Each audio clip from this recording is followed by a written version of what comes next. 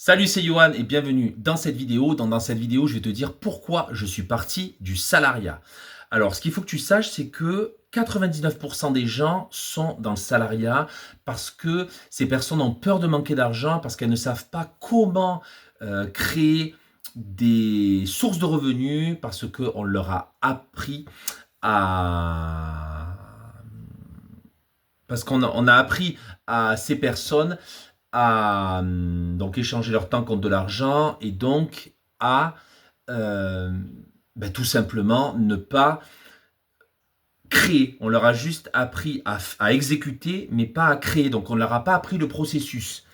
Et donc beaucoup de personnes restent c'est malheureux à dire, mais restent jusqu'à leur retraite dans le salariat et pensent qu'elles vont avoir une bonne retraite. Or c'est faux parce que, je pense que tu le sais, dans le salariat, on est environ à 10 euros de l'heure. On doit échanger maximum, allez, 8 heures, des fois à 10 heures par jour pour avoir, entre guillemets, un bon salaire. Et donc, tout ce temps passé ne se rattrape plus. Pourquoi? Parce que comme tu échanges ton temps, pour avoir ton salaire, tu donnes énormément de ton temps. Si tu calcules bien, tu es environ à 150 heures que tu donnes par mois. Et imagine ces 150 heures, qu'est-ce que tu pourrais faire si c'était du temps libre? Et donc, je me suis dit, mais qu'est-ce que je fous là? Je me rappelle, j'étais sur ma chaise de maître nageur et je me suis dit, ok, bon, je surveille des gens, d'accord, il y a beaucoup de monde, c'est le bordel. Mes collègues de travail sont pas top. Je me rappelle, on était 15 maîtres nageurs et à chaque fois, je me rappelle, je venais juste d'arriver.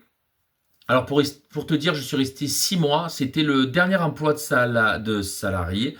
Je suis resté 6 mois et parce qu'en fait, j'ai été une fois en CDI, ça m'a pas plu. Quand j'ai eu mon diplôme de maître nageur, je me suis dit ok, ben voilà, je vais en salle de remise en forme, tout ça.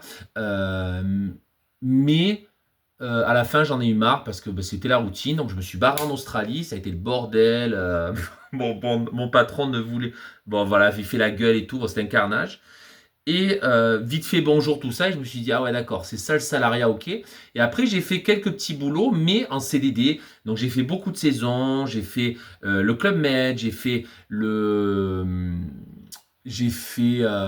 Club Marmara, voilà, j'ai fait plein de choses, les clubs de vacances, tout ça, les campings aussi.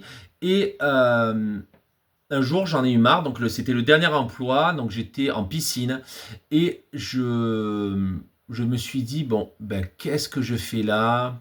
Je suis nouveau, j'essaye voilà, d'avoir un petit dialogue avec les personnes. Moi, ils me calculent pas trop, ils sont en groupe, ils se parlent tout juste, ils font tout le temps la gueule. Euh, je me rappelle, il y avait plusieurs chefs de bassin, mais bon, voilà, ça s'est très mal passé. C'était très strict. Et je me suis dit, bon, ok, là, j'en ai marre, je me barre. Voilà, c'est vraiment le ras-le-bol. Et en fait, j'ai lu un livre sur ça de MJ de Marco qui disait il faut avoir le ras-le-bol. Et j'ai eu ce ras-le-bol. Je me suis dit, mais putain, merde, mais qu'est-ce que je fous là à échanger 8 heures de mon temps pour des gens qui me calculent à peine, juste bonjour, au revoir.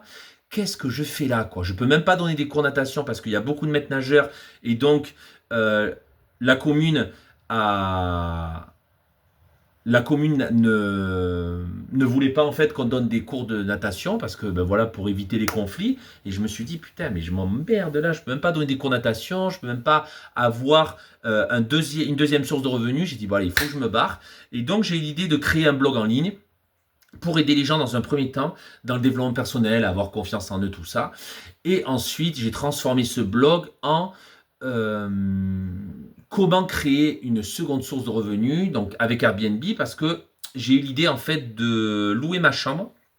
J'avais une chambre en fait, et donc j'étais en location. Et j'ai demandé à mon propriétaire tout ça. Au début, je n'osais pas dans la première année. Ensuite, j'ai dit, bon, on va quand même demander. Il m'a dit, OK. Et donc, j'ai loué ma chambre, tout ça. Et ça a commencé à prendre. Et je me suis dit, ben, pourquoi pas aider les autres à louer leur chambre. Et après, donc, voilà, de fil en aiguille, j'ai commencé à augmenter. Et je me suis dit, ben, pourquoi pas les aider à louer leur appartement, à louer leur maison. Pourquoi pas les aider après avec une formule complète. Donc, j'ai créé un service de conciergerie. Ensuite, avec mon blog, j'ai fait des coachings, j'ai fait des formations, j'ai fait des webinaires. Et donc, tout ça m'a permis en fait de partir du salariat. Et je me rappelle quand j'ai pu partir du salariat parce que je gagnais suffisamment, je me suis dit, allez, super, ça y est, enfin, on arrête tout. Euh, bon, je vais échanger mon temps contre de l'argent. Je me rappelle, j'ai bossé pendant 3 ans à bloc sur mon blog en ligne. Je faisais d'autres boulots à côté. Je faisais des gardes d'enfants. Je faisais aussi de l'aide à domicile, du coup, en l'aide à domicile avec des particuliers. Et tout ça, en fait, a permis du coup de partir du salariat. Et donc, aujourd'hui, maintenant, je peux t'aider toi aussi à partir du salariat si tu le souhaites, à arrêter d'échanger ton temps contre de l'argent. Du moins pour un patron, parce que tu vas échanger ton temps contre de l'argent, car tu vas créer tout un processus, parce que la conciergerie, il faut bien la créer. Donc, au début, tu vas échanger ton temps contre de l'argent, et ensuite, du coup, tu arrêteras d'échanger ton temps contre de l'argent quand tu auras suffisamment de biens, du coup, et donc pas tes biens, hein, mais les biens des propriétaires, et donc que tu pourras déléguer le ménage, que tu pourras déléguer le linge, voilà, que tu pourras avoir ton équipe. Donc là, je t'explique quoi faire, et dans mon webinaire, je vais t'expliquer comment faire pour créer plusieurs sources de revenus grâce à Airbnb avec une conciergerie, ou si tu ne veux pas une conciergerie, tu peux louer ton appartement, tu peux louer ta maison, tu peux louer ta chambre, ou tu peux juste du coup aider sans monter une conciergerie, mais tu peux aider des gens, par exemple, comment dire, pas en faisant la formule complète, mais tu peux les aider à se servir d'Airbnb. Tu peux leur montrer comment faire et tu peux prendre un petit pourcentage. Mais, donc ça c'est vraiment le sujet phare du webinaire, mais si tu n'as pas envie d'Airbnb, je vais t'expliquer aussi dans mon webinaire d'autres activités que tu peux faire en dehors d'Airbnb pour avoir une seconde source de revenus. Voilà, donc si tu en as marre d'échanger ton temps contre de l'argent, de dépendre juste d'une seule source de revenus, d'avoir tes 5 semaines de vacances, d'être au bon vouloir de ton patron, et si tu as envie de devenir indépendant financièrement, de te lever le matin quand tu veux, d'arrêter de mettre ton réveil si tu le souhaites, je peux t'aider. Tu n'es pas seul. J'étais seul, moi, pour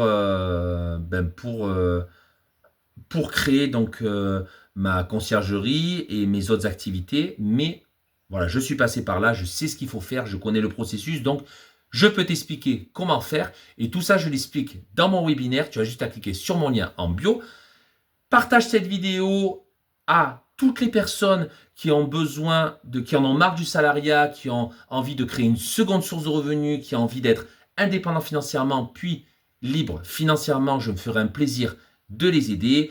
Et pour me montrer que tu es motivé, écris en commentaire liberté. Je te dis à plus de l'autre côté dans mon webinaire. Donc comme je t'ai dit, tu as juste à cliquer sur mon lien en bio et à mettre ton mail et je te donnerai le lien pour accéder à mon webinaire.